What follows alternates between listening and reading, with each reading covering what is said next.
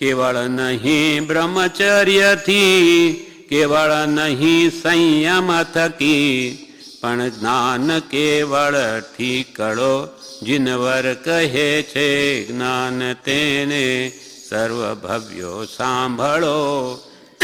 કેવળની બ્રહ્મચર્યથી, સર્વથી ઉત્કૃષ્ટ વ્રત બ્રહ્મચર્ય અને સાધુપણું છે. તેથી પણ જ્ઞાન થતું નથી કે ભાઈ મેં તો બ્રહ્મચર્ય વ્રત લઈ લીધું એટલે મને આત્મજ્ઞાન થઈ જશે, એવું પણ નથી.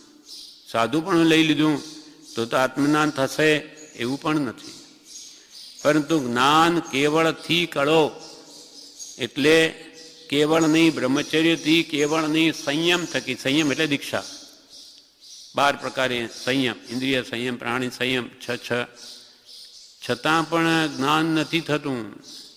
પણ જ્ઞાન તો કેવળથી કળો, એટલે જ્ઞાન તો માત્ર શુદ્ધ આત્માનો અનુભવ જ છે. અનુભવ જો નહીં થાય આત્માનો, તો સાધુપણું હોય તો પણ એ મોક્ષ આપી શકે નહીં, અને બ્રહ્મચર્ય પાળતો હોય તો પણ મોક્ષ આપી શકે નહીં. લક્ષ્ય સંસાર સુખનો હોય, શરીર સ્વસ્થ રહે માટે બ્રહ્મચર્ય પાળવું, એ તો એ મોક્ષ માટે નથી, શરીર માટે છે. જીનવર કહે છે જ્ઞાન તેને સર્વભવ્યો સાંભળો.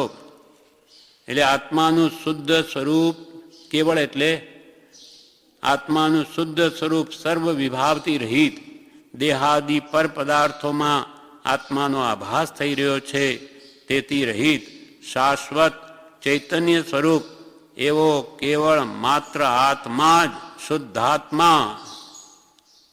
આત્મસિદ્ધિમાં કહ્યું છે તેમ, આત્મા સત ચૈતન્યમય સર્વાભાસ રહિત, જેથી કેવળ પામીએ મોક્ષ પંથ તે રીત. આત્મા કેવો છે?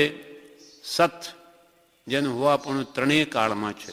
કોઈ કાળે એનો અજન્મા છે, તેમ એનું મરણ પણ નથી. એવો સત સ્વરૂપ આત્મા છે, અને ચૈતન્યમય છે, જળમય નથી. આત્મા સત ચૈતન્યમય સર્વાભાસ રહિત, એમાં સર્વ આભાસ એટલે સર્વ ભાવોથી રહિત છે એ શુદ્ધ સ્વરૂપ. ને જેથી કેવળ પામીએ, જેથી કેવળ એવું શુદ્ધ આત્માનું સ્વરૂપ પ્રાપ્ત થાય, તે જ મોક્ષનો પંથ છે, તે જ સાચી રીત છે. મોક્ષ કયો? નિજ શુદ્ધતા. આત્માની શુદ્ધિ એ મોક્ષ છે. આત્માની શુદ્ધિ એ સમ્યક જ્ઞાન છે. કેવળ નહીં બ્રહ્મચર્યથી, કેવળ નહીં સંયમ થકી, કેવળ નહીં સંયમ થકી, પણ જ્ઞાન કેવળથી કળો. જીનવર કહે છે જ્ઞાન તેને સર્વભવ્યો સાંભળો. કેવળ નહીં બ્રહ્મચર્યથી કે કેવળ માત્ર સંયમ એટલે દીક્ષા થકી પણ આત્મજ્ઞાન થાય જેવું નથી. પણ જ્ઞાન તો કેવળથી કરો.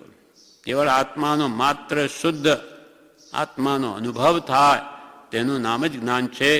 અને સંયમ છે કે બ્રહ્મચર્ય છે તે શુદ્ધ આત્માના અનુભવને માટે છે.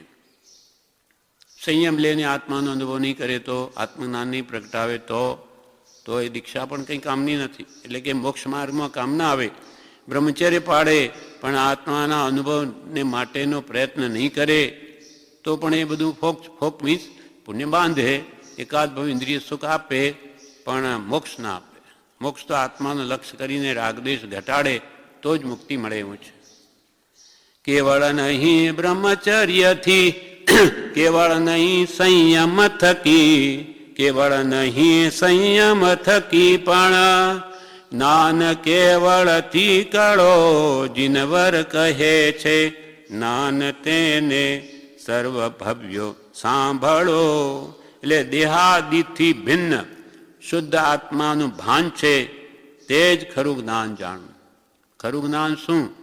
દેહથી ભિન્ન આત્માનો અનુભવ, તેને જ સાચું જ્ઞાન જાણવું. એટલે આત્માને ઓળખે તો બધું સવળું. જેણે આત્મા જાણ્યો તેને સર્વ જાણ્યું. અને સર્વ જાણવાનું ફળ પણ એક આત્મપ્રાપ્તિ છે. બધું જાણીને શું જાણવું છે? પોતાના આત્માને ઓળખવું છે. કે આ દેહાદી સ્વરૂપ નથી, આત્મા સ્ત્રી કે પુરુષ નથી, આત્મા ભગવાન સ્વરૂપ છે. એને જાણમાં આવવું જોઈએ તો જ્ઞાન સમ્યક કહેવાય. હવે ગાથા પાંચમી.